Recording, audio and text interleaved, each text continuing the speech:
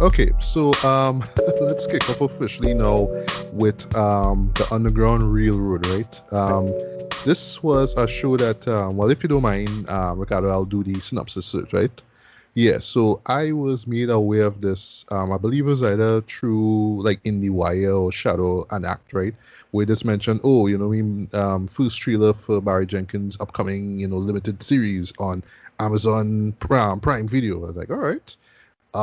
And something told me, like, I just kind of took a glance of it. I don't think I watched the full trailer, which is a great thing, because good thing that I kind of went in fairly blind to this, right? Right. Yeah.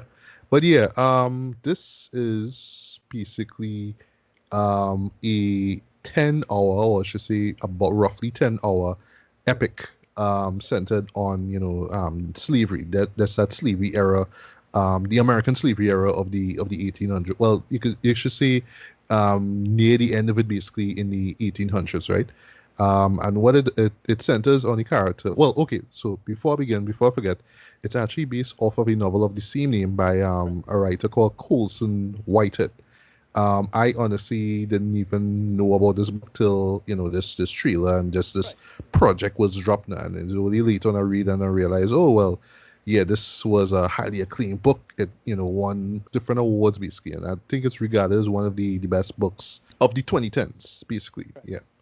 So what it's about, it's basically what it is, right? So from first glance, you're thinking, okay, this has to be based on a true story, right? Because when it comes to stories of this nature, you instantly assume that okay, it must be based on some real life figure. But the real life thing basically is the concept of the Underground Railroad, right? So in this show, and actually, there's this great interview that Barry himself did on CBS, right?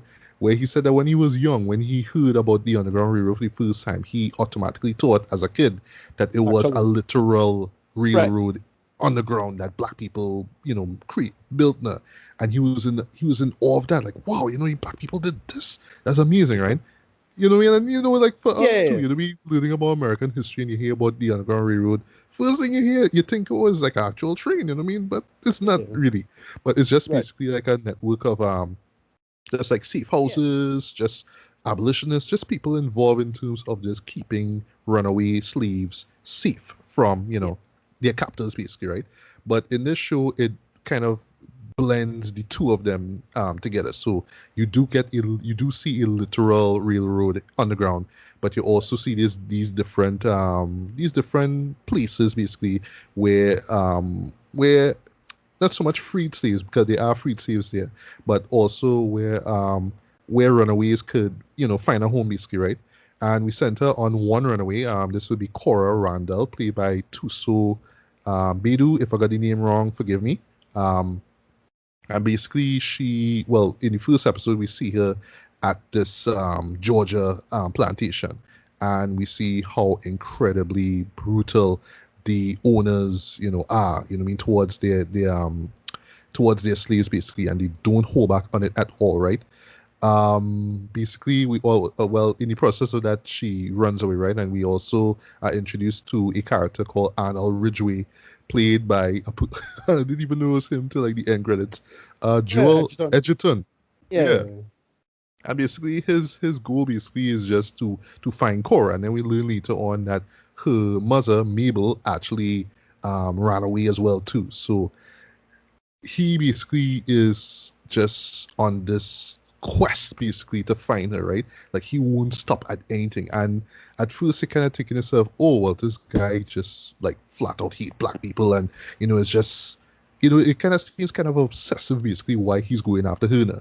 But then there's a particular episode which I'll bring up a little later on too, which kind of explains why he is the way he is. Like the man is still psychotic, he's still a serious fuck up, but there's a kind of twisted logic to why he is the way he is, right?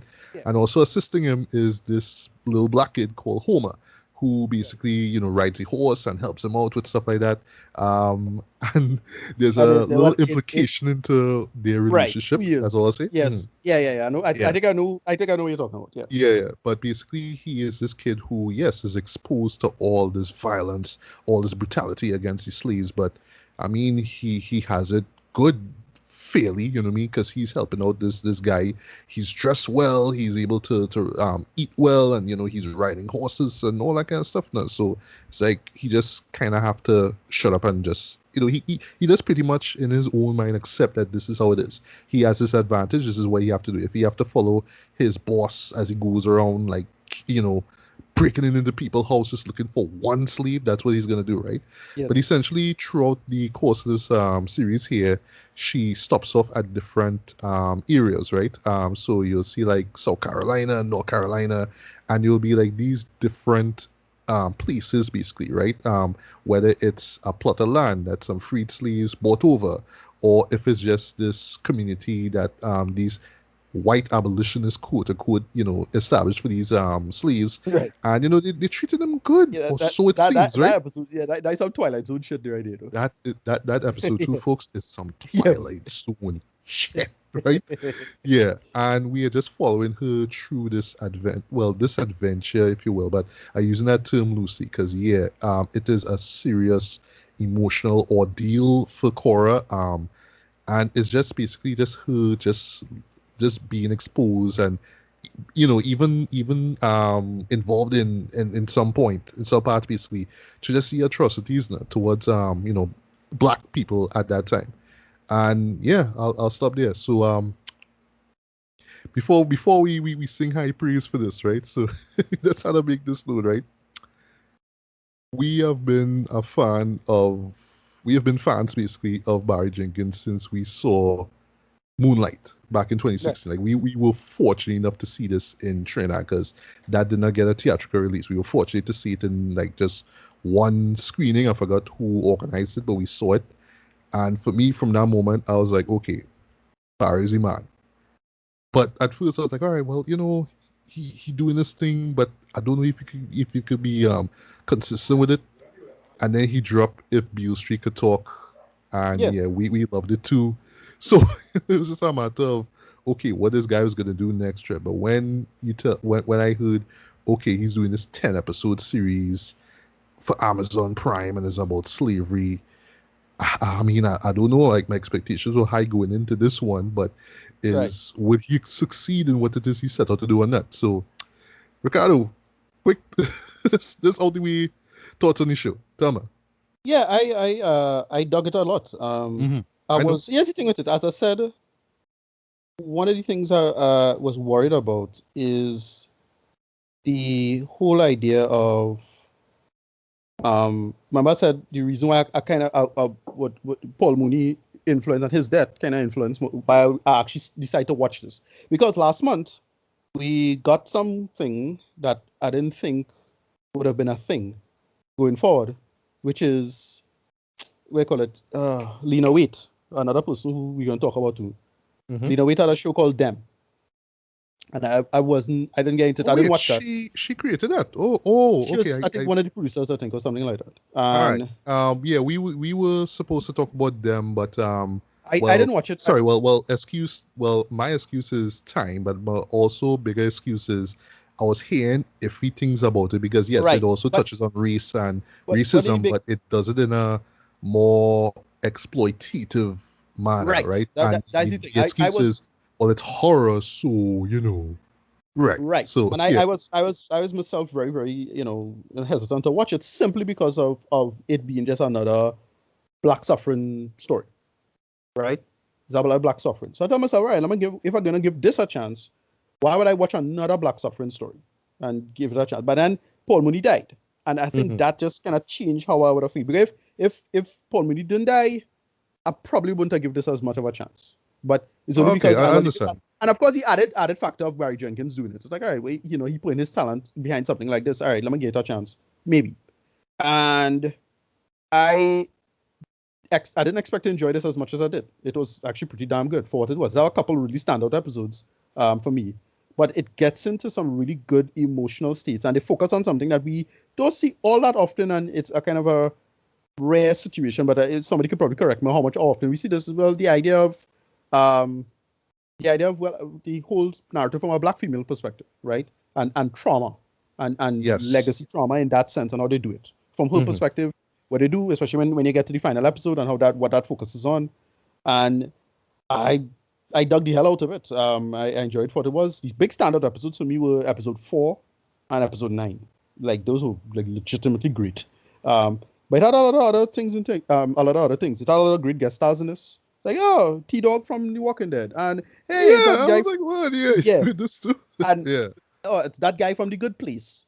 And Right, yeah, yeah. I even yeah, noticed this actress, Lily Rabe. I've seen her right. in pretty much, well, I haven't seen all the American Horror Story seasons, but yeah, she's always in those she's like she's always in that show basically. Yeah, she was there. She was in the, let me see, the seventh episode. Those, sorry, episode 3.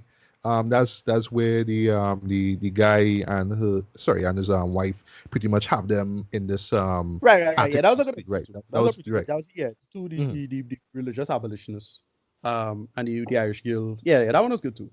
I think why it worked for me, because it gets into the it really gets into the nuance of the situation for the most part, and because it's not meant to be really historical, clearly, because they get into this weird anachronisms, the actual railroad itself is like, what are they doing here? And then only over time you start to get the let's just say the metaphor of the situation and what it means. There's a kind of magical realism going on. You ain't sure if it's memory or if it's ideas or whatever it is, and they get into that. And there's a kind of strange paradigm going on here about how to interpret what's going on there now. And that's the how I think about it is that okay, this is what they're doing. So the first episode was them escaping. Second episode was science and science with respect to white people, medicine and white people. Third episode is religion and white people, and so on and so forth. That you see these weird trade-offs now, and what real freedom means. And I liked how they did that, how they handled that, especially from her perspective now, and how much control people have on the matter.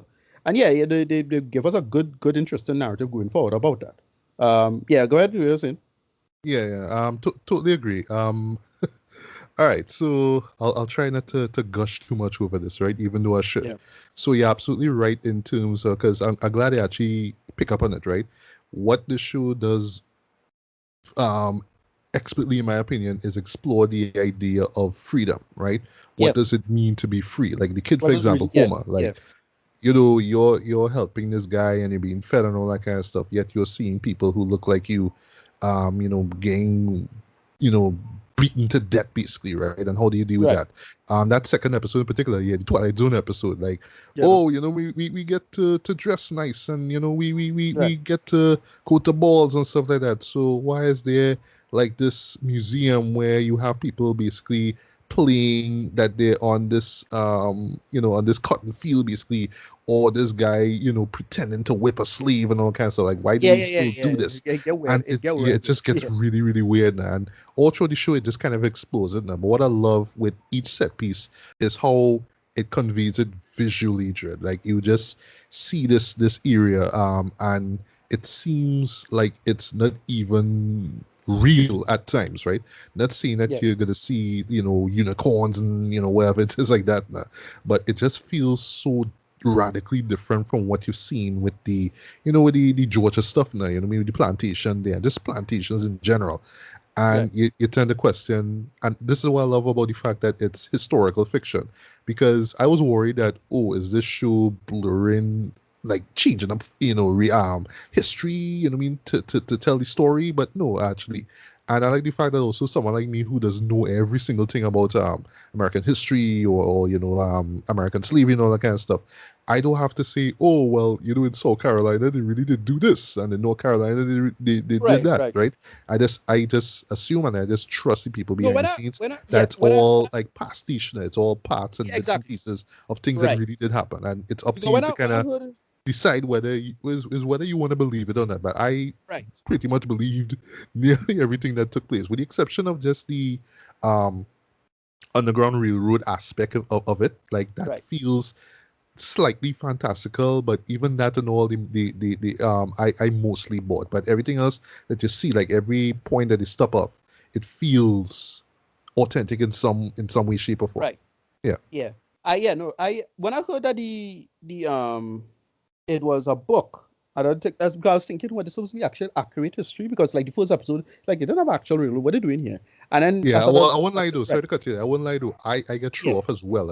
I got thrown exactly. off. And something tell me, go on Wikipedia and see what's going on. And What's then when going they on? Right. mention based on a book, and then when they say magic realism, I was Yeah. like, okay, okay. And Right. I stopped reading at Right. that point. And Yeah. from there, it Right. was like, okay, now things starting to click. Now I get it. All right, cool. Right. Yeah. Right. And yeah, they get into a lot of another thing that I really like. Oh, Will Poulter was in this. Which I was like, Yeah, oh, I dude, know, this right? right. Anyway, no, but Episode when two. they started getting into these sequences, these extended sequences, and you're not sure, it's like, wait, yeah, what's going on here? And they start seeing characters out in costumes that come a little later.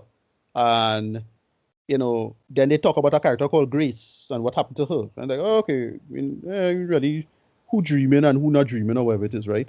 Mhm. And it works really well in that sense. It What is does, about you yes. can, yeah, Shockingly, it does, yeah.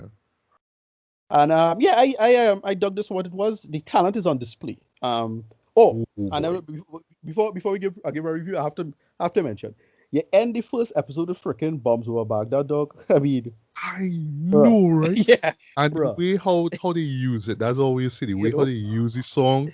I was yeah, clapping. I was like, that is yeah, so genius. I love that. yes, But I'll talk and about music. I'll talk because about music later. why kind of brilliant? Why kind of brilliant is because of where Outcast is from and the episode. Yep. What episode? Where it was right? Exactly. I was like, ETL Georgia. yeah, Georgia, right? It's like, see what you doing there, brother. Yes, it really worked. I really liked all of this. We're not getting into depth, but I'll say episode 4 is very good for me. Because they really get into the heart of the problem within the white side of the argument, right? Yes, yes, You yes. know why the Sunday why he was the way he was. It took my hot minute to pick up. It was a flashback. Um, Well, I okay. I Continue did bring not up at that all. because I want to bring up something about that, right? But No, continue, continue. because the only way they mention when they hear the term Great Spirit used on like, oh shit, like it's him. Okay, right, that's real good. I was thinking, I was doing a lot of research on. Wait, did they have a Christian sect who was using the term Great Spirit a lot? I'm not sure. It was unclear to me. Um, and then they just get into the okay. This is this person. That is why it. As I said, the boy who's I thought was a great actor.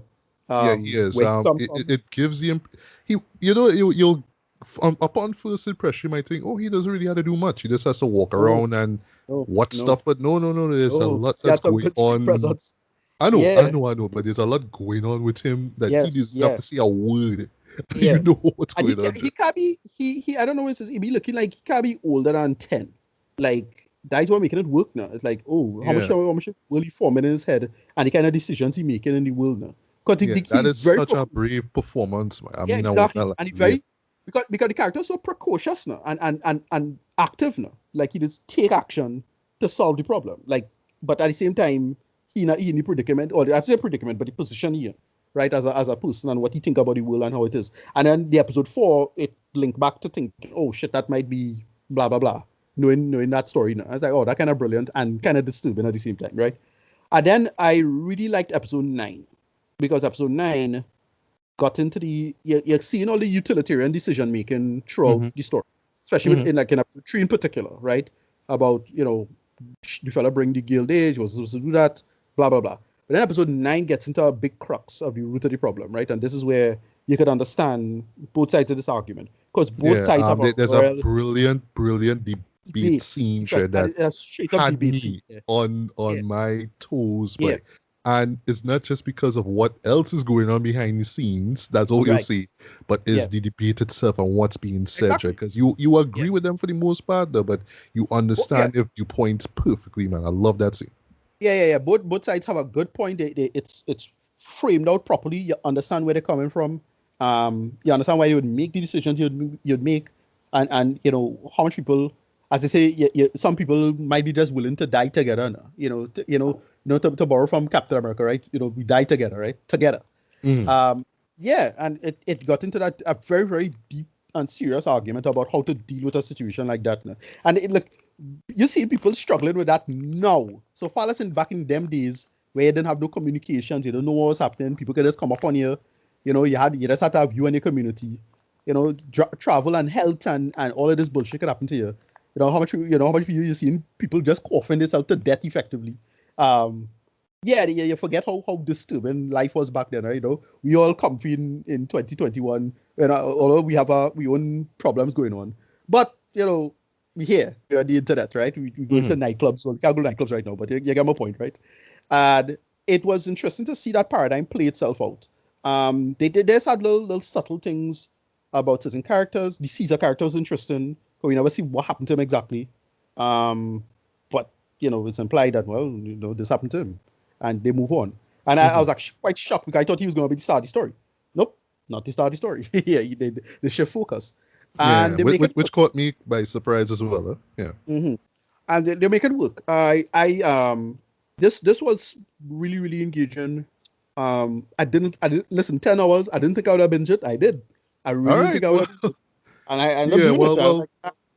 I was like, I was going to, but a couple of things came up here or there, but I made sure to watch this out over the course of 2 days. So I watched probably 7 episodes one day and the other 3 the following day.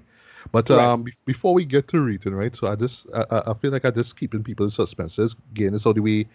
I absolutely loved this show. This is hands down the best show I have seen in 2021 thus far. I'm gonna explain why. Now, the thing is, right, like with subject matter like this, this is not gonna be for everyone, right? It is very bleak, it is very uncompromising, it doesn't hold anything back. The first and the final episodes have a disclaimer, that's all you'll see. And like the first, like I won't lie, like when the first episode dropped, I was like, well, you know what? Well, I mean, slavery. So I mean, we saw 12 years a slave and stuff like that. So we kind of know what to expect. And then something happened. I was like, oh, that is why they had that disclaimer. Oh, and then the last one though, I almost didn't pick up on it though. But what we'll see without spoiling it is just one quick shot, and it took me like a while to process what really went on. But when it hit me, boy, I was like. Yeah. Wow. Okay, so there's only one thing.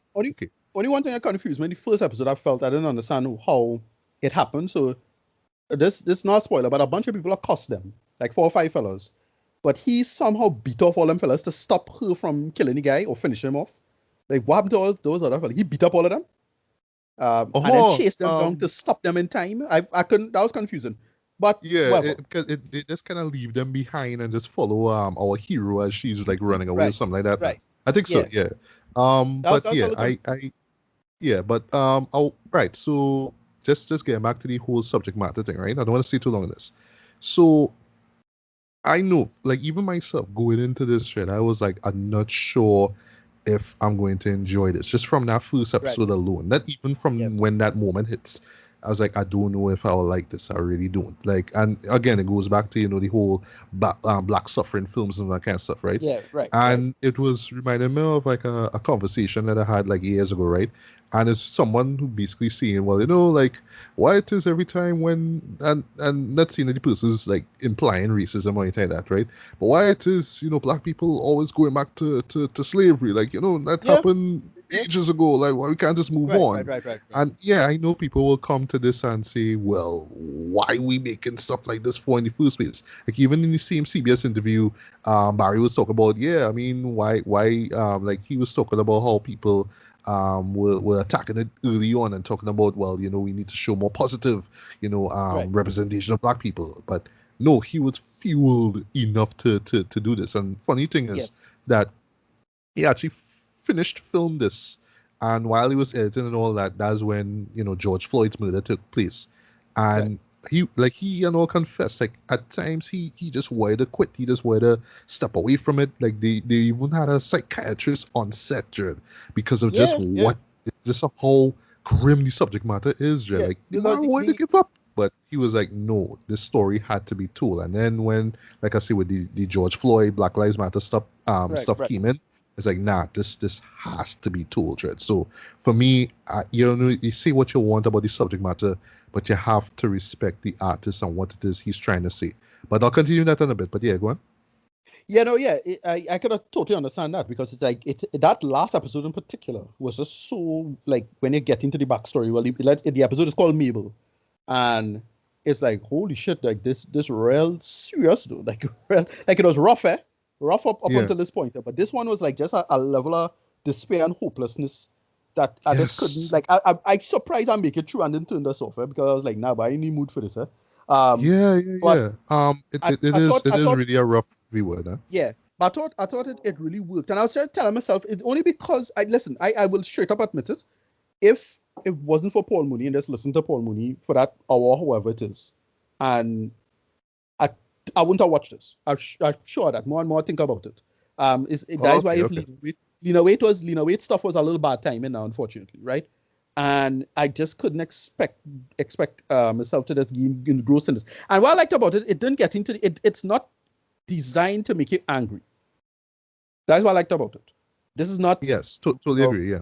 blackface in the air bullshit, right? It's none of that. Yeah, it's But not what Friday it Power does, 1989 no, again, right? Yeah. what it does, what it does very well is just get into the, for lack of a better term, it gets into the nuance of the human condition in respect to this situation.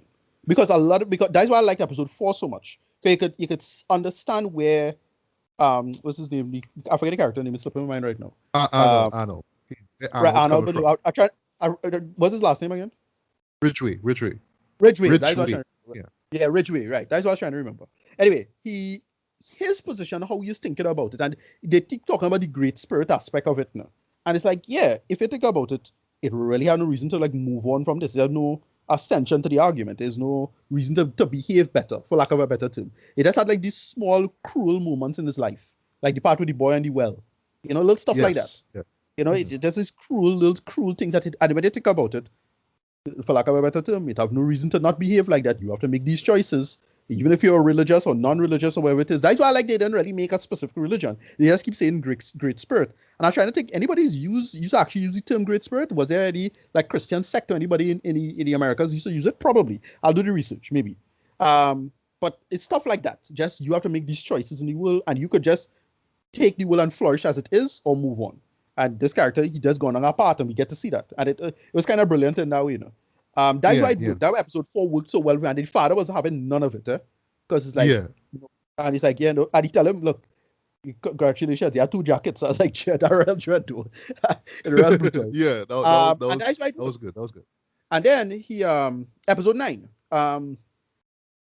he, the whole debate itself, the actual debate of how to deal with this going forward, how it is you'll deal with this going forward, especially when they find out the truth about their girl, right? How she was connected to she was wanted as a fugitive, and what kind of decision they have to make, And that was a good one too. It's a good point, because now it's not um in the fire. It's frying pan into the fire, but also frying pan into another fire and another fire Mhm. and another frying pan and so on and so forth. Yeah. You're not out it anytime soon. And I thought that was excellent. Yeah, Yeah. but anyway, rating quick, 9 out of 10. Loved it. Didn't expect it to enjoy it as much as I did. Um, really, really well done. But I say, if anything, only small complaint, if anything, is the only complaint is I would just a little bit of trimming and editing somewhere here. I find pacing was a little too slow at times, but it was fine. Hmm. Yeah. But it's All right. nice. Right. Well, no. I feel that I had to play catch up now just to get to rating, right? But let's just to get back quickly on that whole artist thing and whether this film this story should be adapted to screen and all that kind of stuff, right? What I would say though, it reminded me a lot of stuff like say big example, Schindler's List, right? Right. It was one of those movies that yes, for me it took me a long while to check it out, and yes, I totally love it, right? And yeah, I mean, yes, it's a rough film to sit through, but it's one of those movies that if you call yourself a true cinephile, if you really believe in the power of film and you look to the greatest films of all time, Jed, you know what I mean? That is one that you have up there. But I imagine that even if you never saw the film, right, and you call yourself a cinephile, somebody might come up to you and ask you, well, you ever saw Schindler's List? If not, why? You know what I mean? Right. So that's how I see this show here. It's one of those shows that if you call yourself a connoisseur, sorry, of just great like just TV filmmaking, right? Or just filmmaking as a whole. Because believe me, this is going to show up on a lot of best of lists of the year. And I'm going to say this one time, of the decade, right? Yeah, somebody's going to ask you, why haven't you seen this show? Because as much as the subject matter is grim, this is probably the best looking show I have seen all year. I'm gonna use the No, word yeah, best yeah, a lot. It is so superbly shot, yeah. so Very well shot. Yeah, yeah, superbly yeah, framed. The cinematography, perfect. Color correction, perfect. yeah. Loved. Warm, That's how this warm should look. colors. Warm colors, just the way how black skin looked. Loved it, right? Camera movement was perfect, right? I love also too. Where yes, you will have long takes, but the camera moves, but it moves when it Yeah, needs to. Whether it's yeah, on a hand and then back to a face, and going back to like a medium shot or something like that, the camera moves the way it should. It was to the point like I know I was watching this, just as a film fan, not so much as a hopefully filmmaker one day, and I was like, and I never thought about using this shot for this scene or using mhm, this angle for that. Like I was just kind of blown away, Jed. And to bring up the final episode, right? Well, just before I get to the final episode, right? So I would confess to there were a couple of episodes that I felt were at first when I was thinking about it, they felt kind of weak compared to like everything else. So case in point, I at first thought that episode 4 was kind of meh because it just stopped and just gave this flashback into Arnold and it was just like, oh, well, now we see why he's an asshole. Well, okay, but when I the more I thought about it and how it connects later on with his part in the story, it just made sense, especially like when they brought back um this guy from who used to work with his dad, Mac, right? Who's played by this guy from Walking Dead, right? Like when he comes right. back into the story, it's like, oh, okay, okay, okay. And the implication with Homer, that's all we'll see, is brought up here. But I also love that the show didn't stop to say, well, this is really true. But no, it's like, no, just kind of figure it out for yourself. So I love that, right? I'd say the same thing for the shortest episode. That would be 7, right? Right, right. That just more feels like a coda basically to a young character, a girl who escapes. That's all you'll see from episode 6. So no, sorry, episode 3, sorry, and we just kind of see what happens afterwards. It was just like a short and simple story, and compared to like what we saw before, is just a cool down period, boy. Because I would say the Tennessee chapters, right? Because each episode is a chapter. Five and that's episode 5 and 6, especially 5, boy. That was a tough watch. That was so bleak, boy.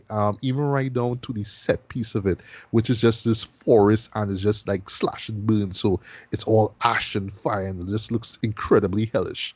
And what Cora goes through in that episode, though, and and Arnold is there as well too. Yeah, boy. It was to that point where I was like, okay, I really don't know if I should watch the rest of this way, but how it comes back, I really, really dug that in the second part. And this is where basically Arnold returns to his old home and, revelations and all that kind of stuff. That's all you'll see. Um, and, it was going, things going good. No, and then, well, episode 8 happens and you think, oh, everything's all peaceful because now we reach a place where it's like a literal plantation run by, freed black people, right? And you're thinking everything cool, but you just know from everything that you've seen before something bad gonna happen, Jen. And then episode 9 took place, and all I'll say is that hands down for me, this is my favorite episode of this season of the series. And I will say this declare one time, this is gonna go down as one of the best episodes of a TV show this year, Yep. bar none. That episode just knocked me down, Jed. And the song that he used, because we forgot to mention music, right? There's not just rap songs in it too, but some old soul songs as well too. But the rap songs that they use, the one Yeah. in episode 2, I I would think say was a little on the nose. they used well, because they had the Donald Glover song. They had Right, that's what I was gonna get to. Well, yeah, for episode 2, they use Fast Side, running, right? Classic Fast Side song, right? But I was like, okay, that's a lot of news because run away, run, can't keep running away. But dog, that's Boba, right? But dude, episode 9, when This Is America comes in, and they build it up from the very beginning, and that shot that they show before they cut to black, Yeah. I was like, this hard us, this real hard. I love this. Oh, and points once again for Barry, tapping into my favoritism to chopped and screwed music, because yes, he Yep. chopped and screwed version of Kendrick Lamar's Money Trees. I was like, yes, he Yeah. doing the whole Slim is DJ Slim K again, because the same guy who did the chopped and screwed version of Cell Therapy, which he used in oh gosh, in Moonlight now. It's like, Yeah. okay, Yeah. I'm doing that chopped and screwed shit. I love that way. But yeah, when This Is America dropped though, I was like, this show is amazing. This just transcends itself at that point, right? And then episode 10 comes, and it's just the flashback with Mabel and all that kind of stuff, but it leads to where her daughter Cora ends up. And what I love doing, touching back on set pieces and all that, I love once again where it's just representation of freedom. And in this case, we don't want to spoil too much. It's just emptiness. But in that case, is she free there? You know what I mean? Even where she goes from that point, that's all we'll see. Will she be free? Will freedom be something that she will continually chase in her life, basically? And I just love how the show just continues to explore that. And, it just makes us think now, like, yeah, are we really free, or what are we really free in where we are in this position right now? You know what I mean? So I just love how the show really touches on that. But yeah, in terms of just okay, so Barry Jenkins, right? I have to give the man credit. This guy really went out of his way to say, yeah, I could be a goat in this shit. I'm not just some, fly by night director who just make two great films and that's it. I really want to be defined. Sorry, I really want to be, one of the greats out there. And this show here really proved that yes, he is up there, Jared. I'll put him up there in terms of like the Spielbergs, Jared. Like this is the level I could put him at right Yeah. now. Yeah. And it's just what he does with the camera, Jared. Just the right camera movements, shots, composition, everything. Not gonna spoil where it happens, right? But in the final episode, Jared, there's a transition, right? So throughout the show, it's full screen, right? But when you go to the flashback moments, they're in widescreen, right? There's a transition from widescreen to full screen that when it happened, I only catch it at the very end. I was like, I pause the show and I say, wait, now wait. But Barry, this is where we at. Is You this know, is this where bring we it. at, Barry? Is this what we're doing, Barry? Is Yeah. this Bring it what to you're heat. doing to me, Barry? And I Too run much it heat. back. I was like, oh Too my much heat. god, this man Too pulled much. this off like Yeah. Hard. no, I was Yeah. Really swept heat. with It's real. emotion though. It just Yeah. brilliant. The man knocked it out the park with this one, Jed. And I would say that if you are a film lover, you will love everything about this. And let's touch back quickly on the whole Schindler's List thing before I get to rating. This is to me, the two shows I kind of compare them to.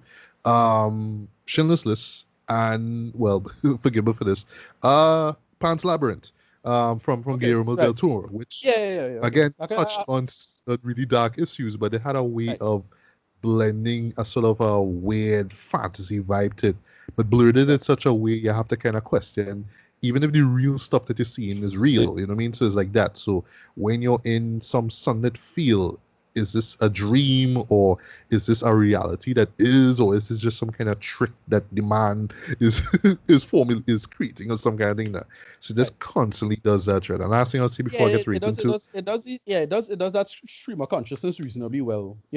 Just having a sense of because of trauma now, Yes, and exactly. delusion and Yeah. sickness, and so it's this kind of working, living, lucid fever dream effectively, and yeah, that's kind Yeah. of what the situation was, right? And good thing I brought up trauma as well too, because yeah, I mean Cora is just truly ringer, just Yeah, for real. emotionally. So any moment of just rest now, you're kind of wondering if she's dreaming it or not. And even us as a viewer, just kind of question if we should accept what's going on or not, even if it's all about so-called progress, right, or freedom, if you will. I forgot to mention also too, the sound design is excellent, Yes. masterful in my opinion. If you just want to learn about sound design, just watch this show. It does a Yeah. lot with Because it was external cicadas. sound, especially with the cicadas. You know what I mean? Yeah, There's like that's a ramping up here. huge emphasis on that.